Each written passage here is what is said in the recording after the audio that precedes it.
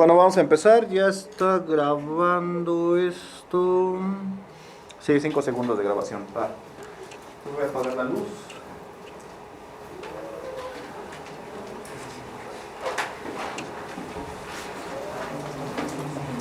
Si tienen dudas, me interrumpen.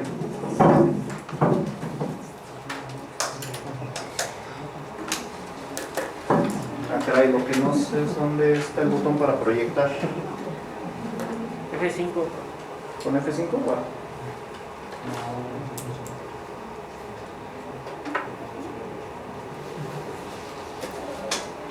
¿No? Al lado de No, pero no, ya de todos modos ya fue F5, F4, F6. al ¿No? lado de Ay, bueno, ya sí, vamos. Bueno, vamos a ver un poquito de historia de la biotecnología. Desarrollo de nuevas tecnologías que se utilizaron en los... Bueno, ¿qué es la biotecnología? La biotecnología es utilizar seres vivos para el desarrollo de productos, principalmente, o por lo menos así es como surgió. De las tecnologías más antiguas que ha manejado la humanidad, pues ustedes conocen, está la panadería, la producción de vino, que utilizan a microorganismos. Vamos, dale. La biotecnología se cree que nació a finales prácticamente de la Edad de Piedra, en el Neolítico, cuando se empezó a dar la domesticación de plantas. Y bueno, donde surgió la domesticación de plantas son los primeros centros agrícolas. Como ustedes conocen, está lo que es África subsahariana, lo que es Mesopotamia, China, y en varias partes en América, tanto en Norteamérica como en Sudamérica, y en algunas islas del Pacífico, incluyendo Australia. Y ahí están los principales centros agrícolas antiguos y modernos. Aquí están los antiguos y modernos. Ya ven, bueno, como logran ver, prácticamente para que haya un desarrollo agrícola tiene que haber agua. Entonces, eso es un requisito indispensable hasta hoy en día todavía. No te vayas.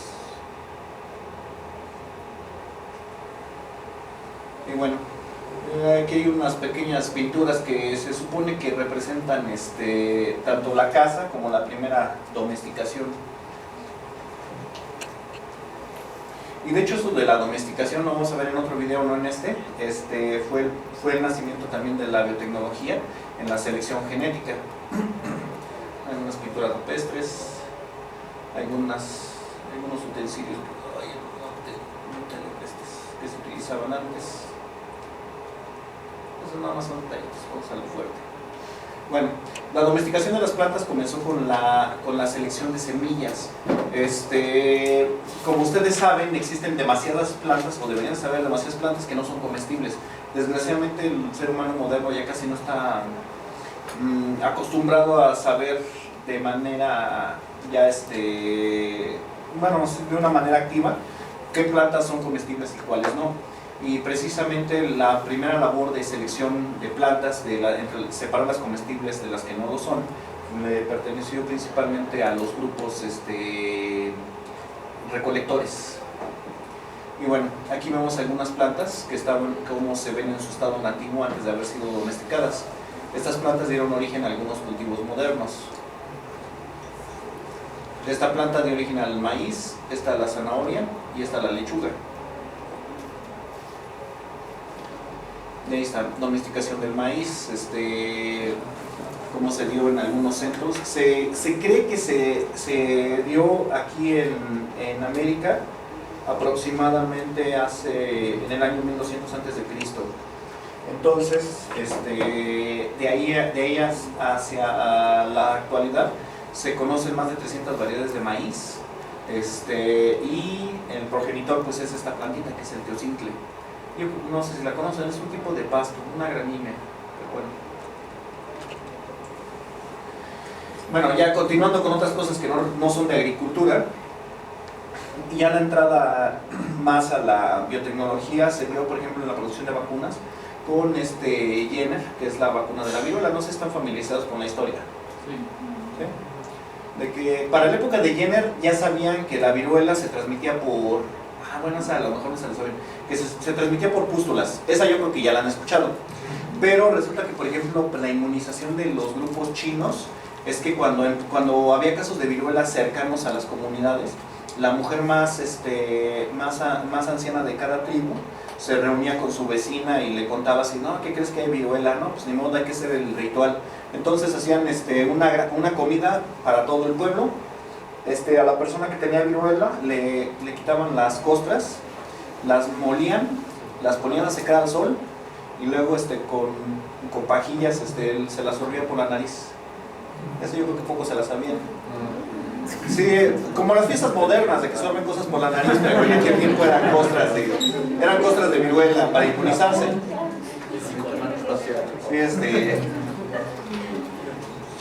Por suerte o por desgracia, sí funcionaba, pero había algunas personas que todos tenían cicatrices de viruela.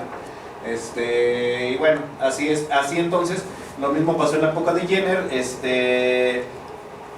Ya se sabía que las personas que manipulaban vacas enfermas de viruela eran inmunes, no así su familia. Entonces Jenner supo que por ahí andaba la historia y inoculó pústulas de una persona que tenía viruela de vaca en las manos, porque no se contagiaba masivamente, sino nada más donde estaba en contacto con, digamos, en concentraciones muy altas de virus, y con eso logró la primera inoculación, bueno, pero la primera vacuna, y precisamente viene de vaca.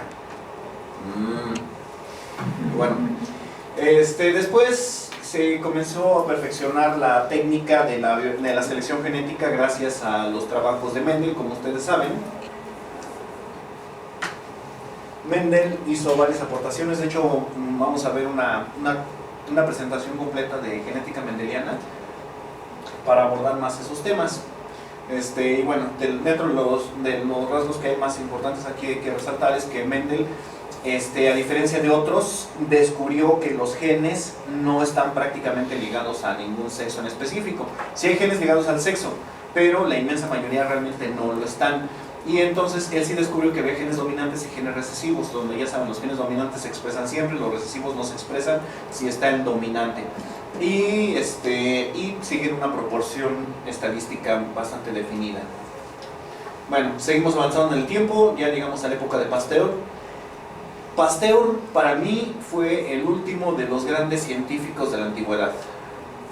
¿Por qué lo digo? Porque fue el último que trabajó muchas cosas. Realmente casi todos los científicos se enfocan en un área y de ahí no lo sacas. Y gracias al CONACYT, pues resulta peor, y no solamente CONACYT, es una tendencia internacional de que un científico, de que si tiene adscripción a cierta área, por ejemplo biotecnología, y de repente quiere sacar un trabajo de física, no se puede.